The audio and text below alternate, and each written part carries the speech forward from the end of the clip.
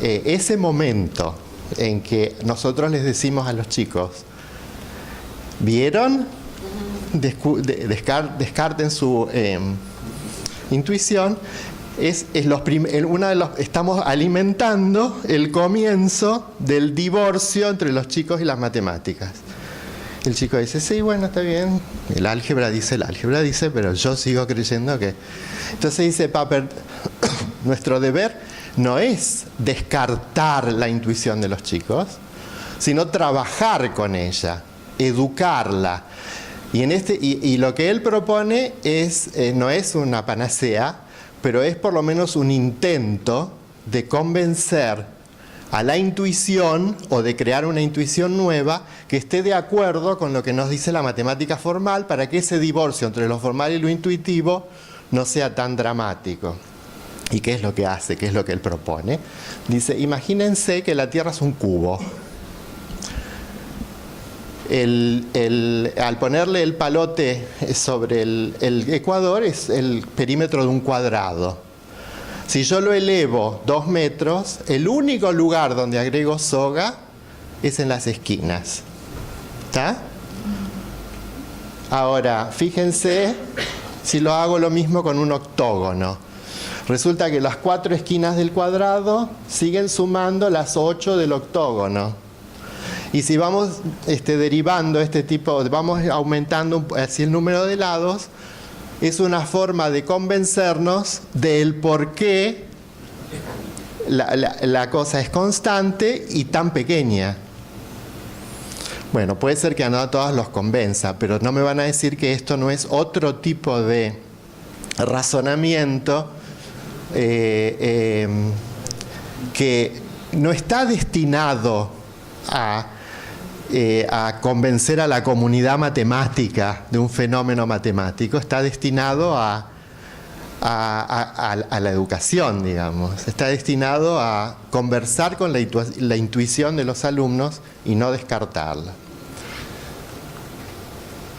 Esto les suena, ¿verdad? Sumar numerador y denominador y denominador. Resulta que hay una propiedad matemática muy interesante que no siempre es muy conocida, que cuando nosotros hacemos esta operación, el error típico de los alumnos, ¿qué tipo de fracción me da?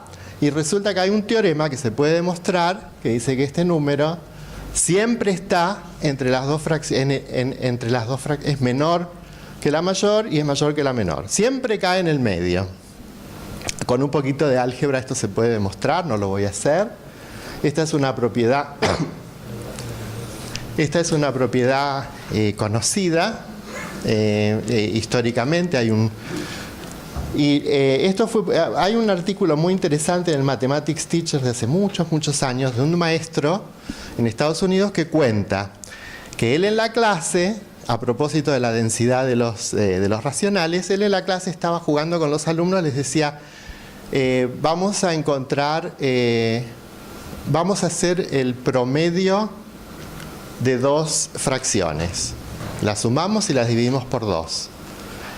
El objetivo era mostrar que el promedio está entre, hacer un poco de aritmética procedural, pero por sobre todo mostrarles que ese proceso era infinito y que por medio de una experiencia procedimental adquieran la idea intuitiva de que entre 2...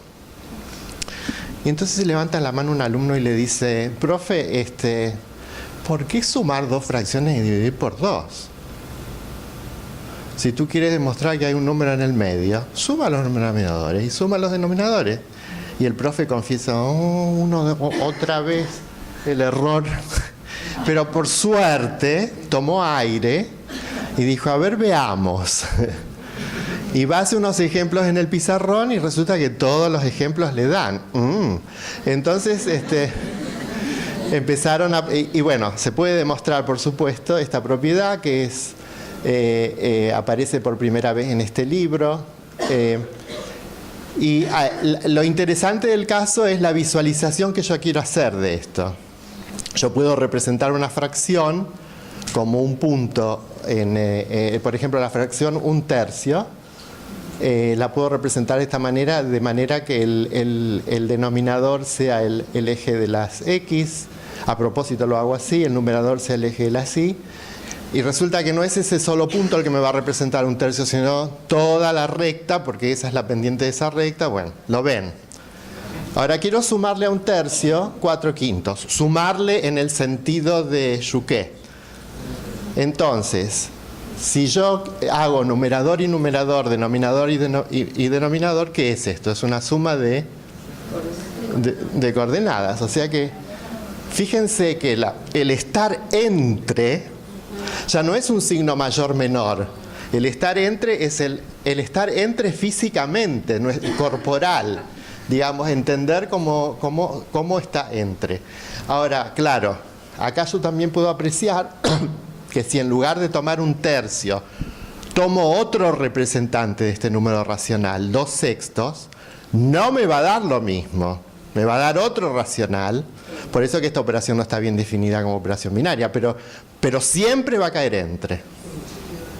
Eso es lo importante. Entonces, este es el potencial que tiene esta representación de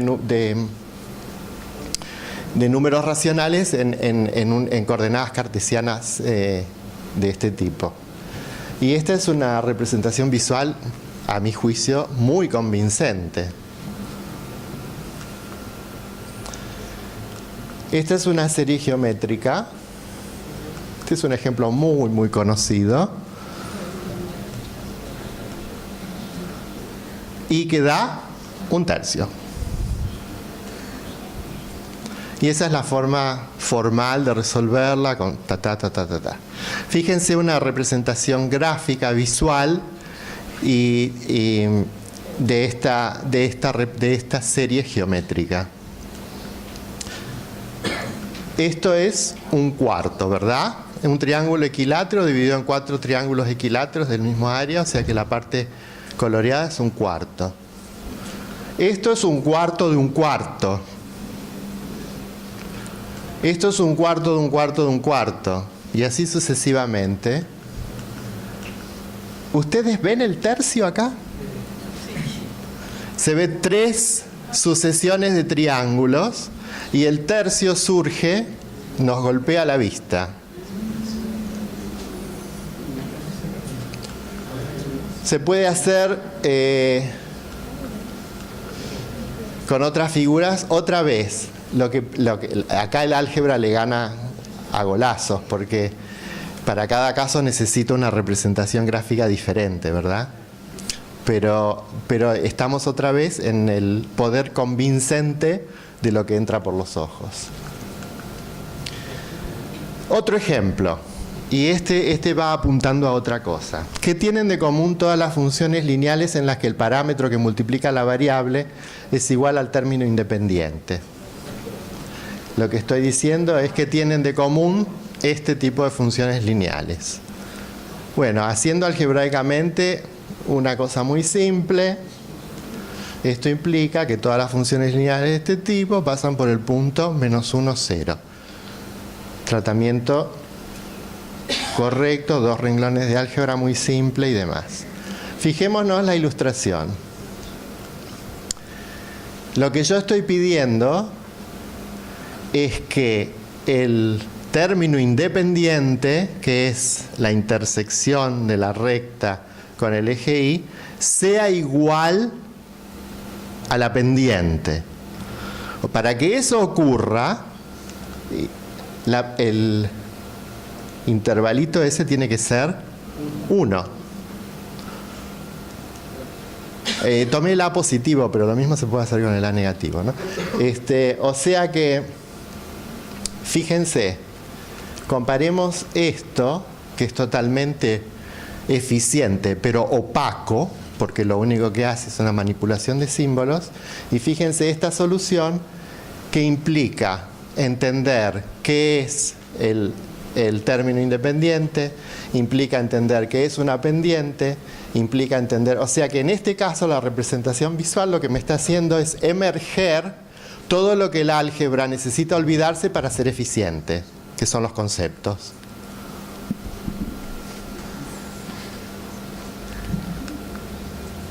Este ejemplo voy a volver después porque es un poco elaborado y quiero detenerme en este.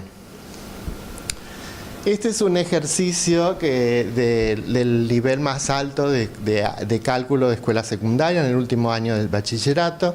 Dada la función 1 sobre x, P es un punto en el gráfico de la función en el primer cuadrante. La recta tangente al gráfico en P crea con los ejes cartesianos un triángulo rectángulo. ¿Cuáles serán las coordenadas de P para que la hipotenusa de ese triángulo tenga longitud máxima o mínima? Montón de palabras. Lo primero que un alumno debería hacer es hacer un gráfico. Es decir, hacer eso. Ahora, lo que les estoy mostrando, lo que les voy a mostrar ahora es la solución de un alumno tal cual fue producida, correcta. Lo primero que hizo fue usar el gráfico, pero usar el gráfico como una inspiración para un tratamiento absolutamente simbólico. Trazó el gráfico, calculó la derivada, formó la ecuación de la tangente, calculó la coordenada de los puntos, formó la función longitud y ahí se paró y dijo, ¿qué estoy buscando? ¿Un máximo o un mínimo? Volvió al gráfico y fíjense que la segunda mirada del gráfico fue totalmente diferente. Dice, un momento, así, si me voy para allá, esto va a crecer infinitamente. Esto es simétrico, si me voy para allá, esto va a crecer infinitamente. O sea, máximo no estoy buscando. Estoy buscando un mínimo. Y como esto es simétrico, el mínimo está en el medio. Lo traigo a esto como ejemplo de dos cosas. Una tiene que ver con visualización y la otra no.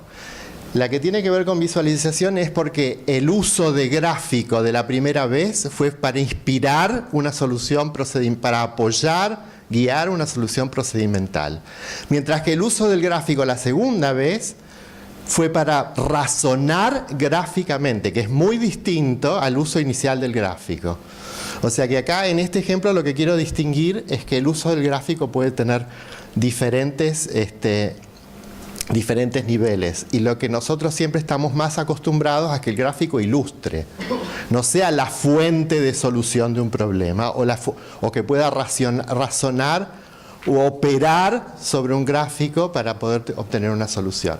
Pero la segunda moraleja de esta historia es que cuando yo le pregunté a este alumno, pero ¿y por qué no empezaste directamente así? Como lo que hiciste al final. Y la respuesta fue muy sorprendente. Creo que la tengo acá. No, no la tengo acá. La respuesta fue, tengo un amigo, dice, que siempre hace eso. Empieza con el problema a jugar, a mirar, a razonar gráficamente. En el examen nunca llega al final, nunca saca una buena nota. Si yo puedo evitar estas tonterías del sentido común, hago lo que la maestra y el examen quieren. Fíjense el poder absoluto que tienen las normas de clase y lo que dictan los exámenes y lo demás. Bueno, pero eso no tiene nada que ver con visualización, era lo que no podía contenerme de contárselos. Yo lo usé cuando hablé de sentido simbólico, de symbol sense, porque es un ejemplo interesante de cómo una visualización gráfica de una gráfica puede inspirar la creación de una expresión simbólica. Este es un juego, seguramente ustedes lo conocieron, es un juego donde globos están distribuidos sobre ejes cartesianos, y el juego consiste en trazar, en poner la fórmula de una función de tal manera que la computadora le va a trazar el gráfico de la función que tú pones, y lo que quiero es que la función, la línea pase por cuantos más globos posibles, y cada vez que reviente un globo tú tienes un puntaje. Y el puntaje está diseñado de esta manera de que el primero es un punto, el segundo son 2, el tercero son 4, el cuarto son 8, crece exponencialmente de manera de tentarte. Si viste 3, hace un esfuerzo de buscar un cuarto porque te va a subir el puntaje enormemente. Y la línea no tiene que pasar por el centro del globo, por eso son globos que tienen área, porque puede tocarlo y ya lo revienta. O sea que el alumno lo que tiene que hacer es imaginar una gráfica y tratar de diseñar una expresión algebraica para que se obtenga esa gráfica. La historia de un alumno, que es totalmente inusual, pero muy interesante. El alumno dijo, yo lo que estoy viendo acá es una parábola, una especie de parábola así, abajo. Pero no se conformó con eso, y lo que hizo fue este diseño. Es decir, hizo la parábola, pero en cierto entorno hizo que la parábola se quiebre para abajo y se quiebre para arriba para agarrar más globos. Ahora, ¿cómo hace eso analíticamente? ¿Cómo hace eso analíticamente? Bueno, construyó la función de la parábola. Después de muchos intentos y de trabajar, este era un alumno que no le daba bolilla a la profesora nunca, que no hacía nada en clase. Y bueno, y acá trabajó un montón de tiempo hasta que consiguió esto. Y el razonamiento es que en el entorno de X, en el entorno de 3,5, quiero que la parábola se me quiebre para arriba y para abajo, de manera que valores muy cercanos a 3,5 que den una resta positiva me van a llevar esto para arriba, y si da una resta negativa, una negativa me va a llevar esto para abajo. Y el poder de la visualización ahora, pero con el objetivo simbólico. El objetivo era simbólico. Usando la palabra visualización, ¿qué vimos? Cómo comunicar información y datos. Les traje dos ejemplos. Vimos una interacción no lineal en el sentido de que el tratamiento algebraico lo tengo que leer de izquierda a derecha, paso por paso. Esto puedo hacer el fondo y figura varias veces. Vimos el conectarse con las intuiciones y entender un fenómeno. Vimos participación de lo conceptual en lo visual. Vimos, esta es una solución eficiente estética que no la mostré, pero no importa. Vimos este tipo de caso, el razonar con un gráfico. Vimos la inspiración para un desarrollo simbólico, que es lo que acabo de mostrar. Y hay una cuestión de la cual no hablé, que hay quienes sostienen, psicólogos cognitivos, que lo que uno ve lo recuerda mejor que otras cosas, ¿no? Este es un ejemplo de cómo hacer la demostración de un teorema sin ni una palabra, solo con transformación de gráficos. Y este teorema es muy simpático. Lo que dice que hay que probar es que el área del lado derecho, del triángulo del lado derecho, es la resta del área de los dos triángulos. Y lo pone en valor absoluto porque depende del caso, uno va a ser mayor que el otro. Entender esta demostración requiere tiempo, requiere lectura de texto, pero se las voy a mostrar porque tiene 3 pasos y es solamente a través de transformaciones gráficas. Esta es la demostración. No nos vamos a parar